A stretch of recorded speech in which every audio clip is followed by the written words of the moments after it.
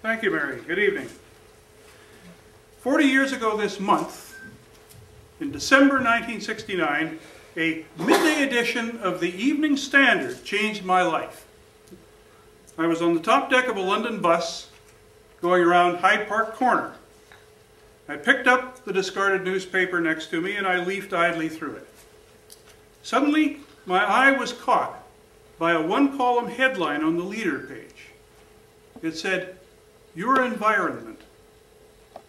The article below the headline noted with approval that 3 poets, one of them Ted Hughes, had just published the first issue of a magazine called Your Environment.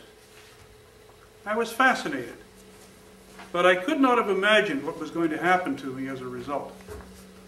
The previous year, my English wife Cleone and I had been caught up in the ferment of concern spreading from the west coast of the US and Canada about this novel concept called the environment.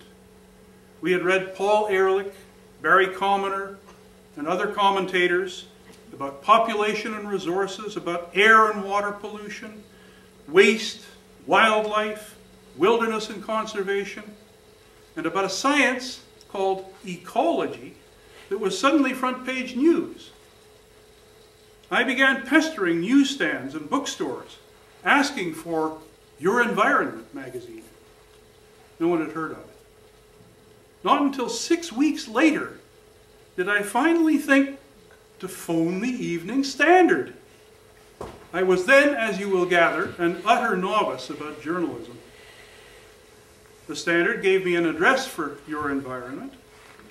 I wrote to inquire and received, by return of post, a promotional leaflet describing the new magazine, its aspirations, and the environmental topics it would be covering. One of the topics was radioactive waste. That struck a chord. A decade earlier, I had graduated in Canada as a nuclear physicist. That, I should say, was academic nuclear physics. At one time, I could tell you all you wanted to know, more than you wanted to know, about the beta ray spectrum of iridium-192. I knew nothing about nuclear engineering or nuclear power. In the late 1950s, nuclear power had burst into the popular media as a wonder technology that would transform the future with electricity too cheap to meter. I had paid little attention. Like many others, my concern at the time was not nuclear power, but nuclear weapons. One project for my master's thesis in Canada was an automated detector for airborne radioactivity. It picked up in Winnipeg, my hometown, the fallout from the last US atmospheric nuclear weapons explosion in Nevada, more than 2,000 kilometers away. But I paid no attention to nuclear power until the late 1960s. Nevertheless, I spoke the language of nuclear technology. When I got the brochure from Your Environment, I offered to write them the article they wanted about radioactive waste. They agreed. In June 1970, the magazine published my first ever bylined piece entitled "Odorless, Tasteless, and Dangerous." I even got a confidential note from the Atomic Energy Authority press officer congratulating me on my accurate and balanced reporting. I didn't know at the time that my relations with the Atomic Energy Authority were going to go rapidly downhill. The article, by the way, is now on my website archive, Walt Patterson on Energy. That's just waltpatterson.org. When I reread it not long ago, I was stunned to see myself referring in 1970, nearly 40 years ago, to fossil fuel power plants causing, quote, disturbance of the carbon dioxide balance in the atmosphere, in the biosphere. About some problems we've known far too long and done far too little. As it turned out, Ted Hughes and the other poets soon lost interest in Your Environment, and I wound up editing it. By 1973, it had been taken over by an East Ender who proved to be keener on printing posters and pornography, and the magazine folded. But by that time, I had attended the United Nations Conference on the Human Environment in Stockholm in June 1972, the first global mega conference, the precursor of the one that's taking place in Copenhagen this evening. And I was helping a new international organization called Friends of the Earth produce an independent daily newspaper we called the Stockholm Conference Echo, ECO. The following month, the charismatic director of the UK wing of Friends of the Earth, some of you may remember Graham Searle, invited me to join the staff in a tiny office in Poland Street in Soho at a salary of £1,500 a year. I told my wife Cleone, a hard-working dentist. She said, "It needs to be done, and if you want to, and you can do it, if you want to, I'll back you." And she did.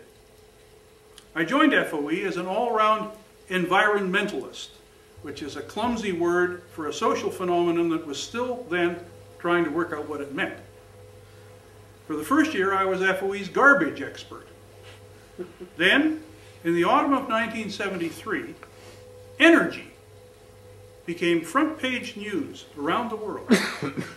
It was not the energy that I and my fellow physicists recognized, that scientists measure and analyze. For me as a physicist, energy was and is a profoundly important physical concept, a unifying principle that underpins what scientists understand about the workings of nature and the universe. For politicians and the media, however, energy was a convenient shorthand for petroleum, coal, natural gas, and electricity, all lumped together as if they were all equivalent and interchangeable as an amorphous commodity called energy. In October 1973, with war in the Middle East, the Organization of Petroleum Exporting Countries, OPEC, quadrupled the world price of petroleum, shaking the global economy. Some Western countries, including the US, also ran short of natural gas.